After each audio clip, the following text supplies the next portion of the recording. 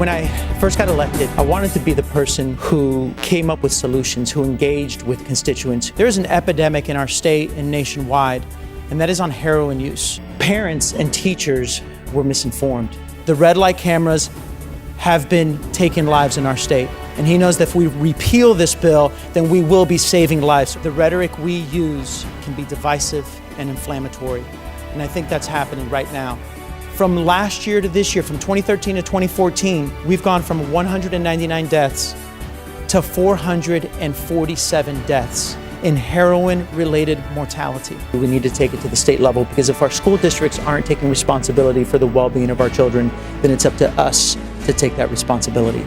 Default language means nothing to them. They lost a husband, a father, and a best friend. Families across our state have made this same sacrifice. What I do know is that with each person that has HIV or AIDS, they're going to be increasing the amount of dollars that we spend in Medicaid and Medicare. This needle exchange program will curb, to a certain extent, the amount of money that we will potentially be spending in our state.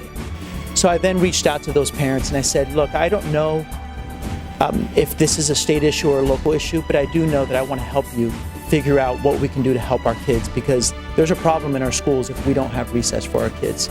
I ask for your favorable support, but I also ask that you stay mindful on everything that's happening with heroin addiction and the adverse side effects to all families, regardless of whether they are the addicts or the family members. They don't know the politics.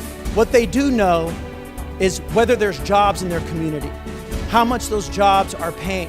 So I stand here in support of the bill, and I hope you will join me and join the law enforcement families all over the state who vitally need this bill. We need to be the voices of reason, and we need to be the voices of calm in our communities. Our bill would provide death benefits to all first responders who make the ultimate sacrifice while in the line of duty. In the next 2, 3, or 4 years, let's revisit this and see if we can turn this pilot program into a statewide program. I've been knocking on doors for the last 6 months. Knocking on doors in East Orange County, knocking on doors in Brevard County. And let me tell you what this bill means and has meant to Brevard and East Orange County. It means a resurgence in our space industry. It means more jobs in engineering and technology. These are tangible jobs that we have seen grow over the last 2 and 3 years.